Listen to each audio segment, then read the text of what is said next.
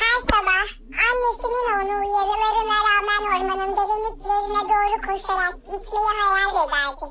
Ormanın büyüsüne kapılmıştı, içindeki kuytular, rengarenk çiçekler, kuş cıvıltıları ve soğuk. Göl kenarındaki sessizlik onu her zaman cezbetmişti. Bir gün sabahın erken saatlerinde Elif ormanda yeni bir keşfe çıkmaya karar verdi. Elif'in en büyük hayali ormanın gizemli derinliklerinde kaybolan eski bir hazineyi bulmaktı.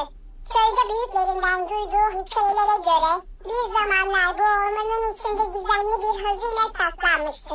Elif bu hikayeleri çok severdi ve bir gün o hazinenin izini sürmeye karar vermişti. Küçük sırt çantasını alarak yola koyuldu. Ormana girerken annesinin söylediklerini hatırladı. Ormanda yalnız gitme, hep dikkatli ol.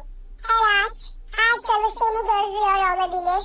Elif, annesinin uyarılarına kulak asmadan ormanın derinliklerine doğru ilerlemeye başladı. Bir süre sonra Elif ormanın içinde kayboldu. Ağaçlar arasındaki güneş ışığı bile zor geçiyordu.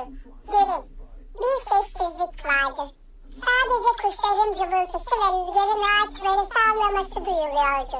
Elif, ormanın derinliklerine ilerledikçe her adımında biraz daha heyecanlanıyordu. İçinde bir